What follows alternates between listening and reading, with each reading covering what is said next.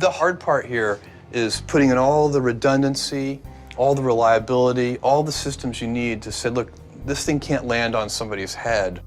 Redundancy refers to excess capacity or excess ability or extra parts that do the same thing as other parts do. So when you have a critical system, it's important for it to have redundancy.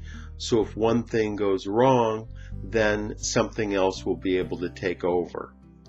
For example, the internet has built-in redundancy because if one leg of the connection between two computers goes out, then the information will be shifted to a different route.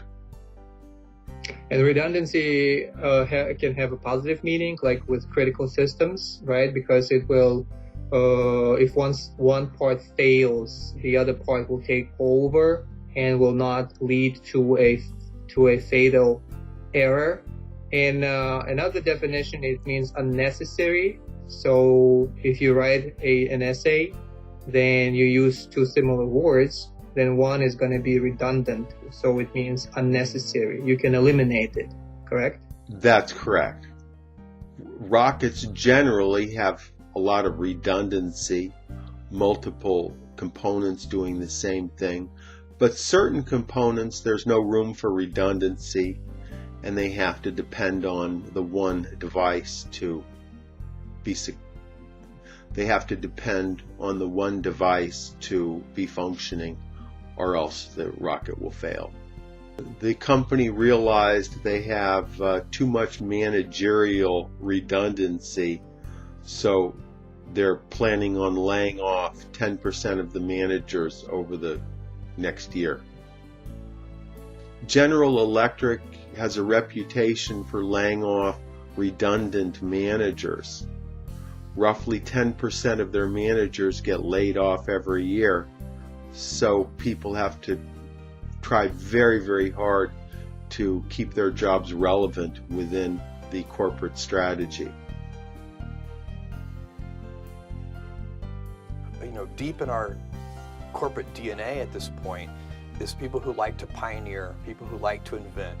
We like going down blind alleys, wondering, or narrow alleys anyway, wondering whether they're going to be blind alleys or whether they're going to open up into broad avenues. A blind alley is an alley where you don't know where the alley goes to, typically because it turns in different directions. So if you go into a blind alley, you could end up in a dead end or in a dangerous situation, or you could end up with a very good opportunity that you didn't foresee when you first started out.